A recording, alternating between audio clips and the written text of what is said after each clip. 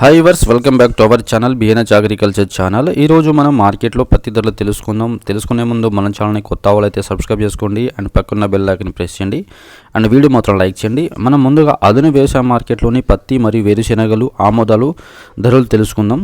So ముందు పత్తి చూసుకుంటే ఆధునిక వ్యవసాయ మార్కెట్లో అయితే 686 లాట్స్ వచ్చినాయి అండ్ సంచులు చూసుకుంటే 1771 సంచులు అండ్ క్వింటాల్ మొత్తం 3543 క్వింటాల్ అయితే దిగుమతి అయింది. అండ్ పత్తి ధర చూసుకుంటే కనిష్ట ధర 5420 రూపాయలుగా పలికి అండ్ మధ్యస్థ ధర 7089 రూపాయలు ఉన్నది.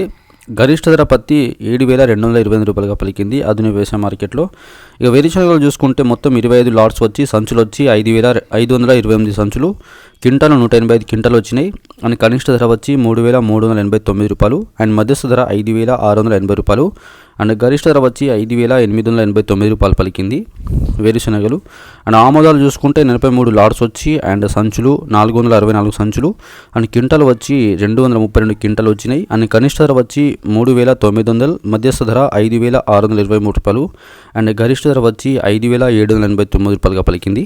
సో ఆదిలాబాద్ మార్కెట్లోని పత్తి ధర తెలుసుకుంటే 6524 రూపాయలుగా పలికి గరిష్ట ధర పత్తి 6960 రూపాయలుగా ఉన్నది. అండ్ భద్రాచలం మార్కెట్లో కనిష్ట ధర పత్తి 7500 ఉండగా గరిష్ట ధర పత్తి 7500 ఉన్నది. అండ్ బోత్ మార్కెట్లో కనిష్ట ధర 6910 రూపాయలు ఉండగా గరిష్ట ధర పత్తి 6910 రూపాయలు ఉన్నది. అండ్ బురుగంపాడు మార్కెట్లో కనిష్ట ధర పత్తి 7100గా పలికి గరిష్ట ధర పత్తి 7500 ఉన్నది. అండ్ చర్ల మార్కెట్లో కనిష్ట ధర పత్తి 7300గా పలికి గరిష్ట ధర పత్తి 7500 ఉన్నది. చుప్పదండి మార్కెట్లో కనిష్ట ధర పత్తి 6600గా పలికి గరిష్ట ధర పత్తి 6700 ఉన్నది.